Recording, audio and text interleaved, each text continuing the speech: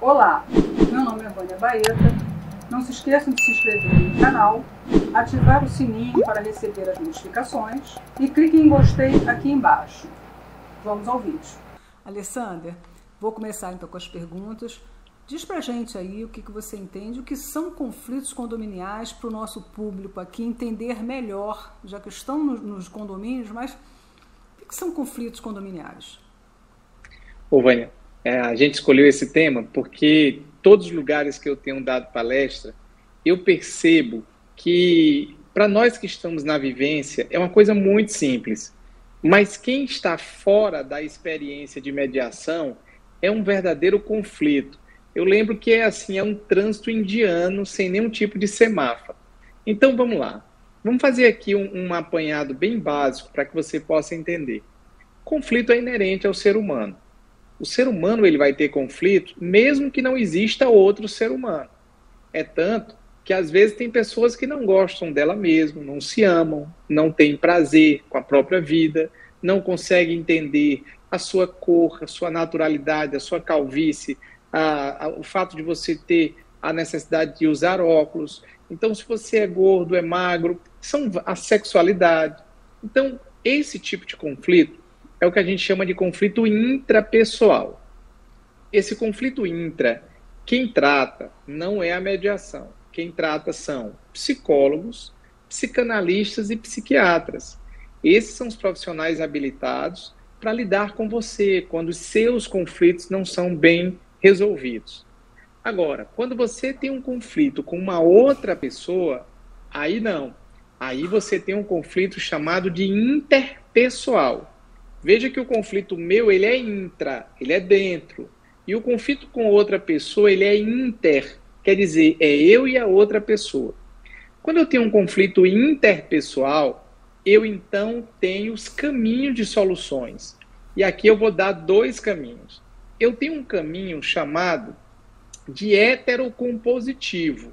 O que é isso? Estou eu e a Vânia e nós estamos num conflito. Então, eu e ela. Agora, o hétero é o terceiro, é aquela pessoa convidada para que ele possa vir auxiliar eu e Vânia neste conflito. Por isso que é uma heterocomposição, ele decide. É o caso do Poder Judiciário com o juiz, que a gente chama de jurisdição. Então, o juiz, quando decide, ele decide pautado num conflito interpessoal. Conflito nenhum, o juiz não vai decidir um conflito porque você não se ama. Isso daí não cabe a ele. Mas um conflito entre duas pessoas, o juiz vai decidir através de uma sentença. Então, isso é uma forma chamada de heterocomposição. A gente tem conflitos também ligados a questões econômicas, questões mercantis, que você tem uma empresa em conflito com outra empresa. Elas podem convidar um árbitro, e esse árbitro pode decidir esse conflito. Aí a gente chama de uma decisão arbitral. Então, por que ele é chamado de conflito heterocompositivo? Porque veja que na jurisdição eu tenho um juiz, na arbitragem eu tenho o árbitro, e esses dois decidem, tá bom? Agora, não, eu quero um outro caminho para solucionar o meu conflito. Então, eu tenho uma outra via, que é o que a gente chama da autocomposição. A autocomposição é quando, na verdade, você faz a composição com a outra parte, não com o terceiro decidindo, mas o terceiro auxiliando. É o caso da conciliação, é o caso da mediação de conflitos.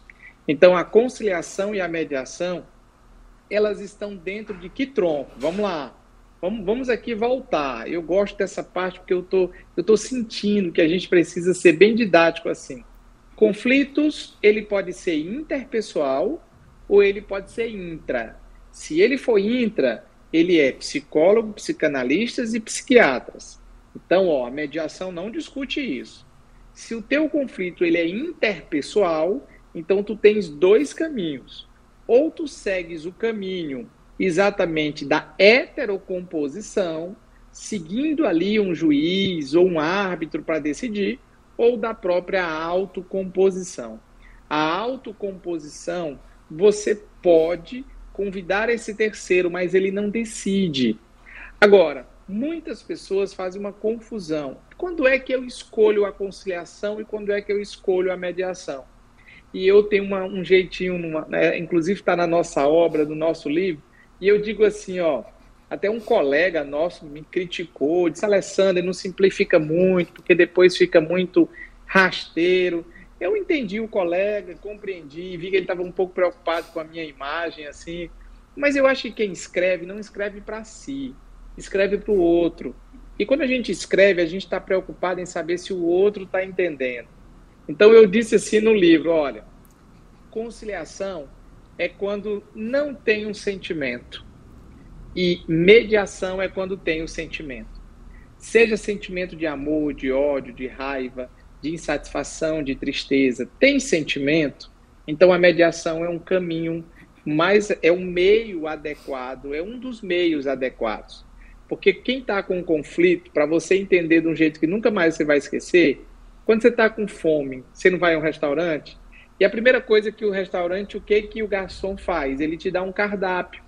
E o que tem nesse cardápio? Tem peixe, tem carne, tem frango, tem lagosta, né? Para você que está aí, síndico, rico, tem a lagosta, né? Bom, mas assim, daí você vai escolher aquilo que vai te saciar naquele momento.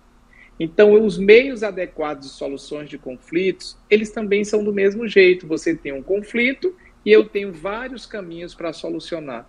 Quando você busca o meio adequado, certo, ele é muito tendencioso a ter o que a gente chama de uma resolutividade frutífera.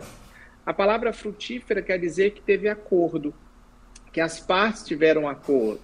Hoje eu fiz uma mediação, era um divórcio, mas nós conseguimos fazer todo o procedimento do divórcio.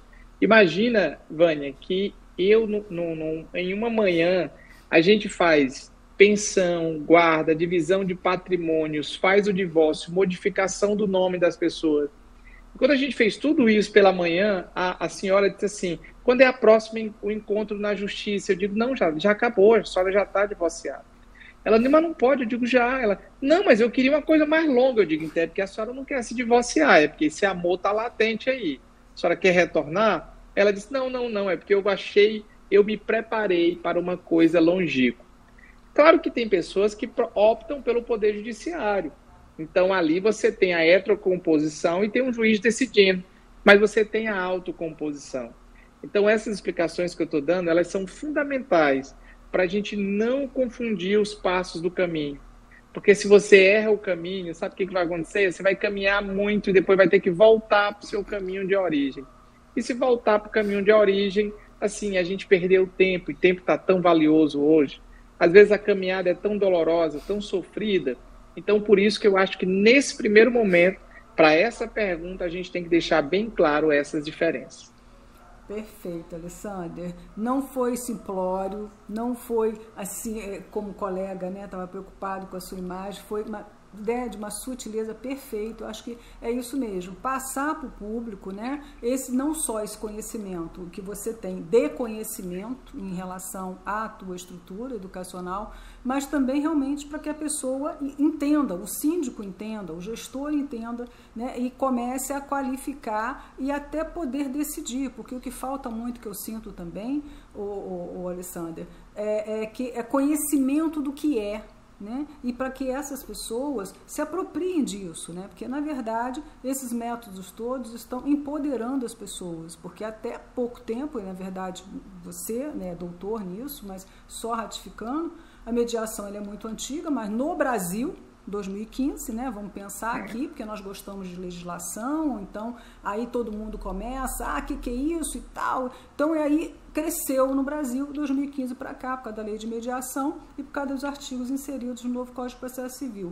Mas nós, enquanto sociedade, não vou dizer eu e você advogados, né, a nossa massa, né, de colegas, mas os síndicos a quem o público você está direcionando, né, nós estamos direcionando, eles não têm esse conhecimento, então eles estão acostumados a alguém decidir a vida deles, é o que você falou dessa senhora. Pô, mas já acabou e eu, já terminando, endosso o que você falou, eu tenho muito um chavão em todas as palestras, quase que eu me repito, para quem já me ouviu, nas palestras, nos cursos, quem tem conflito tem pressa. É uma outra forma de falar e também o que você comentou. Perde-se muito tempo, é muito dolorido, né? E tempo, como você diz, né? É muito valioso para a gente, mas perfeito, né? Não teria como não ser de outra forma, né? Estou só ratificando, Alessander.